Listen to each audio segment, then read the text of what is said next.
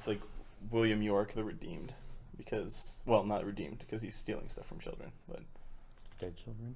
I don't know if they're well, he's a gravedigger, so maybe he digs them up and takes their clothes and their teddy bears. Yeah, so that's Hi everyone. Hi, hello. Kyle and Tyler here for another Arkham horror pack review. Today we're going to look at Echoes of the Past, which is the first pack in the Carcosa cycle. I don't know what they're calling it. Path of Carcosa cycle. Carcosa. Like yeah. And so we've played through the first two, and we didn't, we didn't die yet. We went quite insane. We saw a bunch of stuff. Insane. You see things in this campaign. Terrors beyond belief. Today we're going to talk about the brand new pack we got and all the cool cards from it. So there's a lot of like cycle cards in here, like things that are happening for each class or things that are happening for each skill. So it should be pretty interesting. The first card, as you can see up there, is Heroic Rescue. Heroic Rescue is a 1-cost event.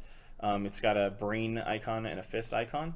It's a spirit and a tactic, and it's fast, and you play it when a non-elite enemy would attack another investigator at your location.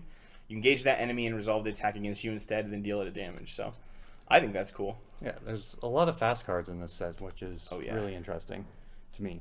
It is. There's a ton of them, you're right. And so fast is like the one where you can play at any time, right? Yeah.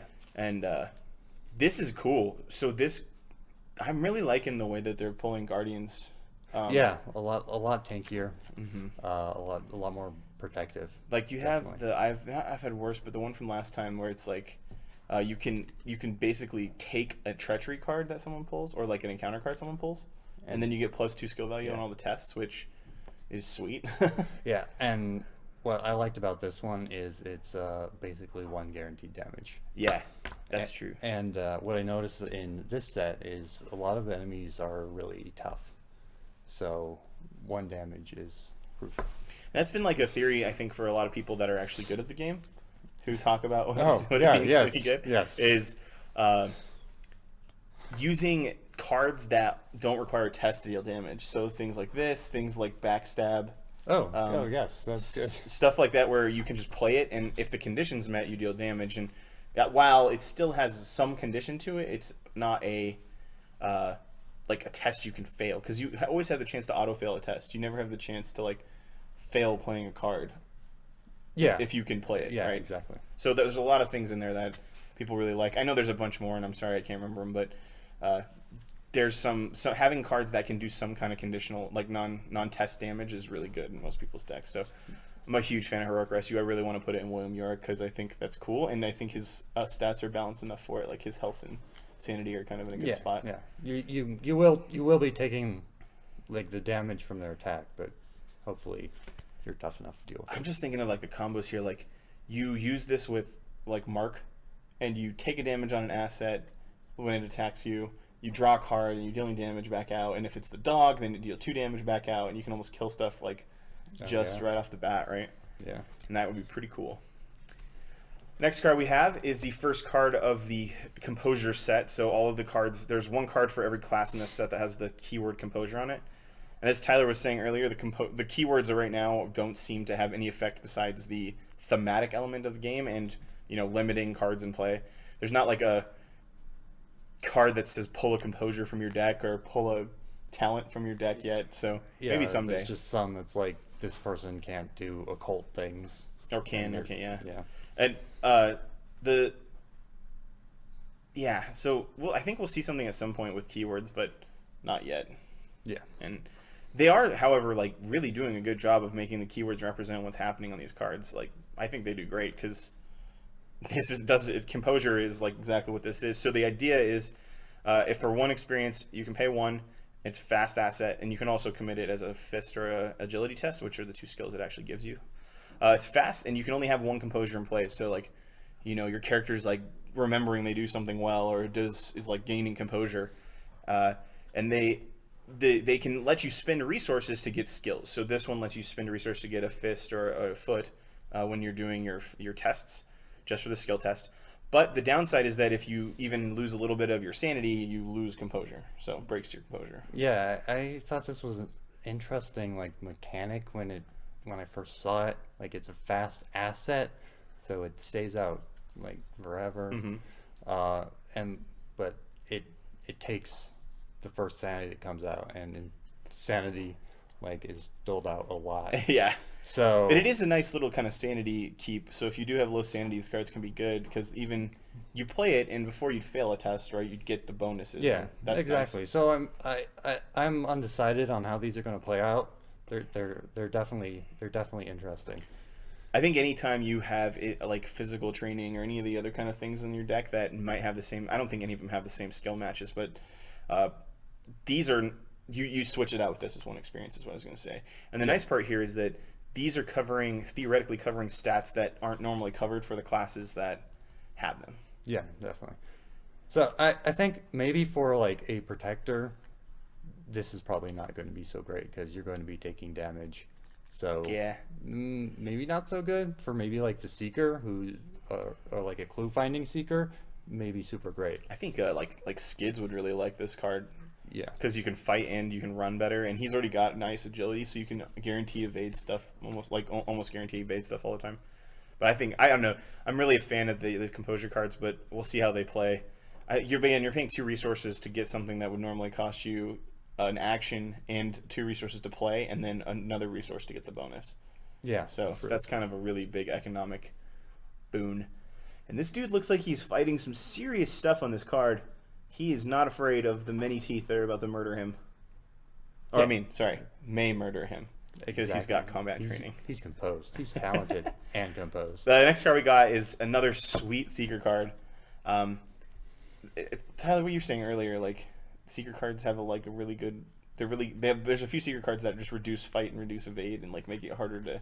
Yeah, why don't you read Okay. the effect on this? All right, so 1 cost event. It's got a brain and a fist icon. It's called Anatomical Designs, and it's an insight. Lots of insights from Seeker.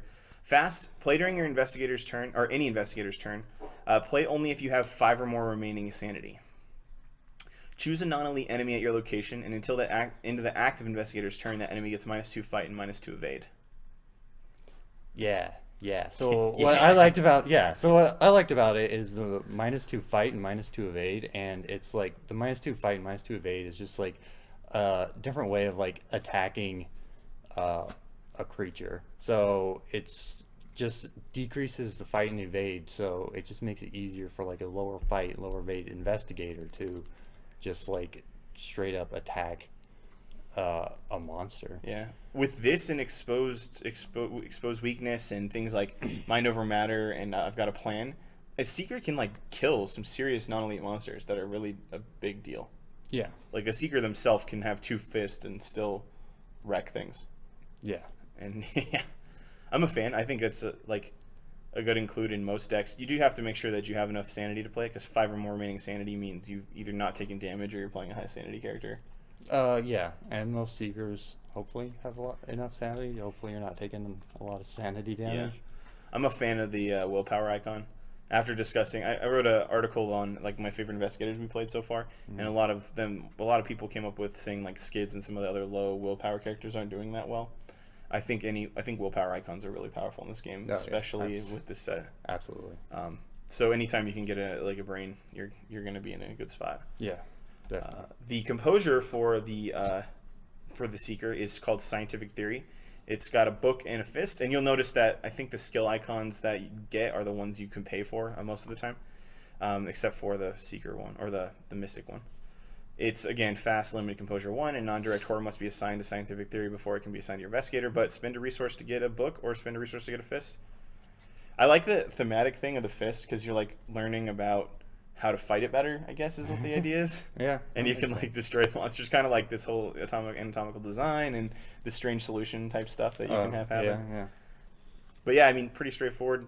Yeah, I do like it because it's a book, which is good for clue finding, and the fist, which is good for fighting, which Seekers are usually not good at. I almost feel like this is a better like card to put in one that can have Seeker, like Roland.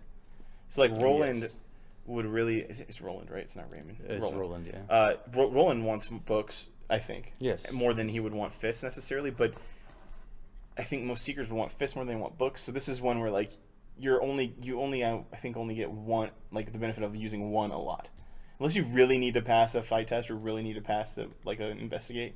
Yeah. But then again, I'm saying that is a and good those idea. are the 2 most important skills in the game to progress the story forward, is to kill things and to investigate. So What do you think? Oh, sorry. They're not going to respond. Okay. Well, if I stare at them long enough, maybe they will. They'll see into the depths of my eyes. All right, the next one we got is our first rogue card, our Ruju card. Knuckle Dusters. It's a 2-cost asset with a fist icon. Item, weapon, melee, illicit. It's got a lot of keywords. I'm hoping like there will be some kind of like illicit shipment card that like lets you like search your deck for an illicit item and put it into play or something like that. I'm hoping there's like a one that's like, if you have illicit stuff that cops are onto you, spawn cop cards. That would be cool too. Like so you could make your own campaign, which is something that I haven't talked to you about yet, but it's pretty cool. A lot of people are doing their custom campaigns, and some of them are very legit. This one's just a straight up fight action that deals an extra damage, but the enemy gets retaliate for this attack. When I first saw this, I didn't like the retaliate part, but Kyle here was like, oh, it's not that bad because you get extra damage and stuff. I think doing one action to kill a 2 health enemy like is good without having to pay any kind of like tokens or. I'm trying to think of other cards that have 2 damage. Like the baseball bat has an extra damage, but I think it costs 3 to play and it breaks. The machete does. Machete's really good, but it only does extra damage if you're. It only does extra damage or only does extra fight if you're the only. It's the only thing engaged with you. Yeah. So it's conditional. The only thing that's conditional here is there's no condition here. It's just that the enemy gets better. Yeah, but that's so bad. If it's like a brain attacking thing, you can just murder yourself so hard. I think you don't use this on enemies. Like you put this in one of your hands, and I agree with you. Get a bandolier or something, and use it on enemies that you can one shot with it. And those enemies are going to be ones that aren't going to deal more than 1 damage each to you. Yes. Right. But you knuckle dust people who will die from it, and then you use your big weapons against things that, or using this. I don't know. This is something you guys might be able to answer. I'm pretty sure you can't gain the same keyword twice, so I don't think you can retaliate twice. So if you use this against enemies who can retaliate, you're doing 2 damage without the downside. Right. That makes sense. Okay. It's just we play with people who don't pay attention, so I can just see them just like trying to punch like Azathoth and just like driving themselves insane. We'll remind them that it has retaliate, Azathoth, and then they'll be really angry with us because we like that. reminded them of a rule that they missed. But it does have a lot of alcohol on it, which is a thing I'm seeing on lots of rogue cards. Apparently, they're not just people who are criminals; they're also all alcoholics. Because this guy, he's jumping off a train with a dog. Only people who are drinking would do that. This card, sorry, you hadn't seen that yet. He's got Moxie. Moxie is a 1-cost asset. It's the composure. It does willpower and evade, or agility. Sorry. Again, got the same 3 things that we see on every composure: fast, limit 1, and play. And you have to assign horror here, non-direct horror here, before you can assign it elsewhere. But you get to spend a resource to get a willpower, and you get an agility. Woo! Yeah. I like that. Agility's always good for rogues. I agree, and willpower is always good in general. So this one, I think, has the most play in other decks. Like, this is a card that I'd want to see in a lot of decks. Actually, I'm trying to think of the decks that could play it. So you have Skids. I think Wendy can play it, right? Wendy can do rogue cards. I can't remember her cross class. I can't remember. Jenny. But since it's 1 experience, none of the characters from Dunwich can play it because it's 0. You can only have zeros. Oh, okay. Safina. I think that might be.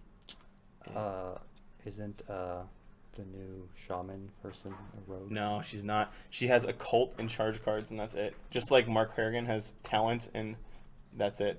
So like they don't have a cross class; they can just pull in certain keyword cards. Oh man. Yeah, but no, he doesn't have talent. He has a tactics. Sorry, but yeah. So this card might not fit in a lot of decks right now. You might throw it in as an upgrade, I think, to some other skills, or some of the other talent cards. Yeah. But I don't know. I think I like it, but I'm trying to. I guess you want it for willpower, and hope that you don't lose it right away. Yeah, but you can put 2 in, so. Yeah, that's true. That's true. The next card we have is our first Patron card. So if you're following the spoilers at all, which I know Tyler does, he does every day. He goes and checks. Of course, I don't look at these just before we do this. He checks all the sites for all the things. There's, I believe, a set of patrons coming out, 1 for each class, and they give you money. So the next patron in the other set is for the rogue, I think, in the second one. and it's like a dude who you get money if you're not engaged with the enemy every turn, and if you have more than a certain amount of money, he gives you bonuses to certain skills. But this guy, David Renfield, which I'm just going to keep saying David Copperfield because that's what I see in my head. Okay. David legit. Copperfield is a 2-cost asset with a book icon. He's an ally patron, and when David Copperfield has at least 1 Doom on him, you get +1 willpower. And you can exhaust David Copperfield, and you can place 1 Doom on David Copperfield and gain 1 resource for each Doom on David Copperfield. Said David Copperfield. They say his name a lot in there, yeah. So you can exhaust him, place a Doom on him, and get some money. And then this is a card maybe I see, Moonlight Ritual, obviously. Yeah. Moonlight Ritual goes really well with him. I don't like Doom on things, but +1 brains is really good for spellcasters. Yeah. And then money is always great, and the money doesn't go away with when the Doom does. Yeah, so, that's nice. Yeah, that's always good. So you can play it right. You could probably get 2 or 3 resources on a good turn right before Doom clears, and because you do it after, and maybe he's got 1 or 2 Doom on him, and then you push yourself over the edge. Or, yeah. I don't know. I do definitely think you probably not going to get more than 2 or 3 resources from him ever, because you're going to advance the agenda too fast, unless you. Yeah, you'd have to play it exactly right and just spam him right when. We can only do it once. That's the problem. Yeah, it's exhaust. exactly. So. I wonder either there's cards that are going to be let us place Doom on certain things, or there is cards that are going to remove Doom faster or something like that. Yeah. Because right now I think you're probably just gonna get what you pay for him most of the time before you either screw yourself over or use a Moonlight Ritual. Yeah, this is definitely a Moonlight Ritual type of guy. He loves to do things. David Copperfield loves Moonlight Rituals. He loves Moonlight Ritual walks on the beach. Oh wait, I'm skipped the next one. Grounded. So this is our composure for Mystics. It's a 1-cost asset, and it's got a willpower icon. Again, non-direct damage, non-direct horror must be put here instead of your character. And it says during a skill test on a spell card, spend 1 resource, and you get 1 skill value for that test. So right now, I think that's only willpower is the only thing you're using to cast spells. But people were speculating that this might mean the emergence of other kinds of spells, like I don't know, like the agility spells or maybe book learning spells or something. Yeah, I would have to agree with that, because this seems really not up to par with the other ones. Mm-hmm. And I was looking through my binder at the other cards, and there was really nothing this went with. So I at first when I thought it started it, I was during a skill test, right?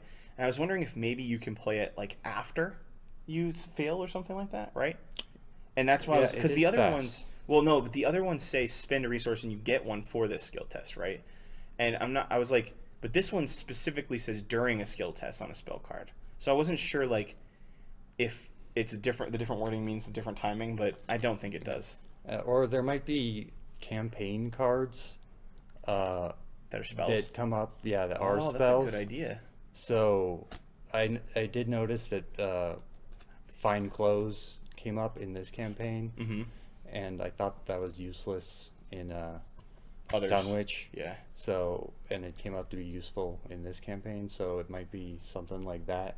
Yeah, that's a good point. So yeah, it might help in the actual campaign itself. And I'm hoping because this card seems like it, there's a lot of things hinting towards other things in the first two packs.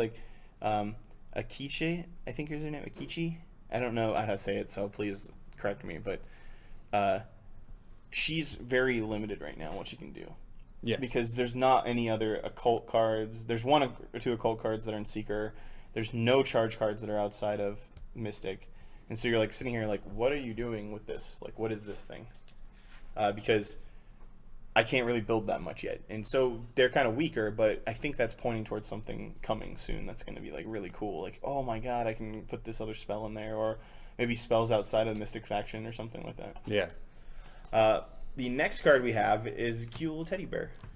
It's a Cherish Keepsake. 0-cost asset, 0 XP, willpower icon, and it's an item and it's a charm, and it gives you 2 horror that you can absorb with it. You hold the bear until you rip it to shreds with your insanity. This is the joke we were making earlier, because this is a survivor card, and William Yorick can like pull these things out, so he can like pull out leather jackets, pull out, you know, guard dogs, pull out Cherish keepsakes from the grave. And so now he's just like grave robbing people. He like gets some dude's keys and goes to his house and finds his dog and his jacket and his like child's bear, and he's like, yeah, I'm gonna keep this stuff. I'm like, oh, okay, You know? yeah. I'm gonna use this to fight evil. Taking this person's identity. But seriously, this is a sweet card. Like, there's some really crazy decks you can build around having a survivor card that absorbs horror. Like, you can put this in Midnight Typhon. You can put that in. Again, William Yorick can keep pulling it back out. So if you have a horror-heavy encounter, if he keeps killing stuff, which is what he does, you get to keep pulling out Cherish Keepsake over and over again every time it gets killed. You just find more bears for people, imbued with their happiness and hope.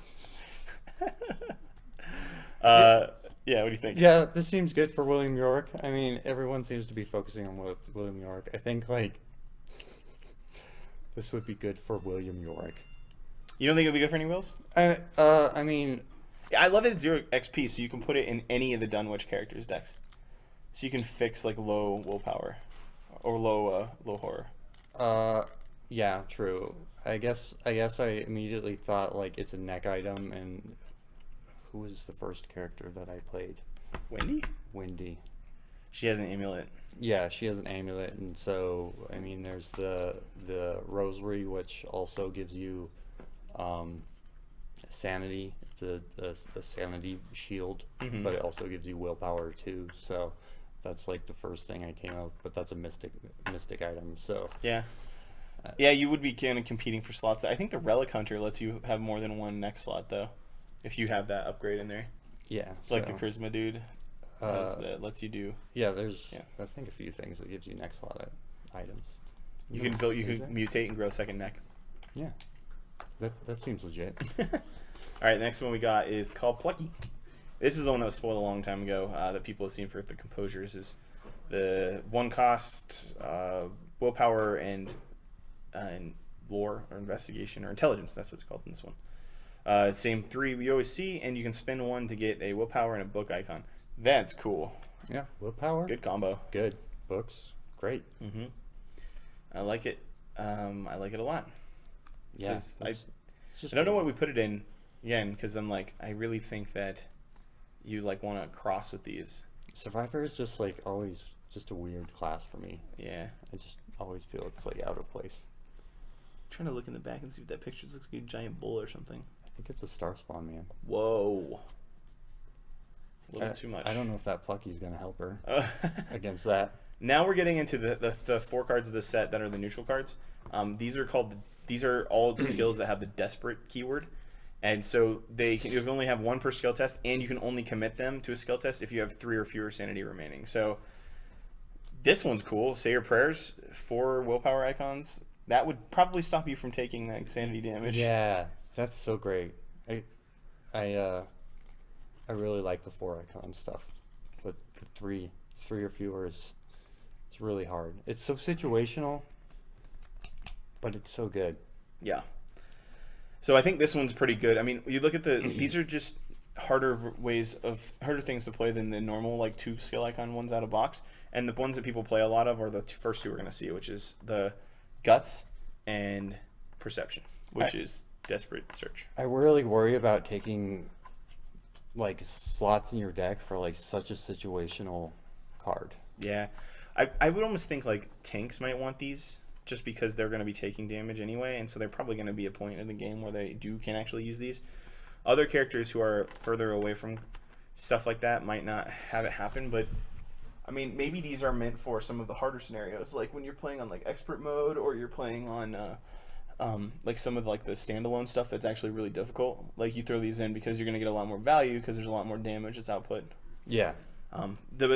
Say your prayers and Desperate Search are the 2 that you're going to like be happy to see, I think, because those are the 2 skills that people like or use a lot of. Reckless Assault is the next one. That one's the fight icon one.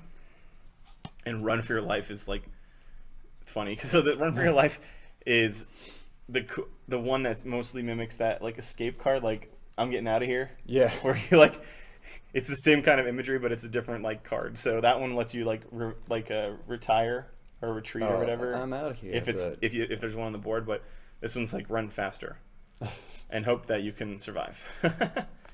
So I think that run for your life might work because, again, I think in the situations you're in, if you fight something with 4, it doesn't give you extra damage, which like I wish it did.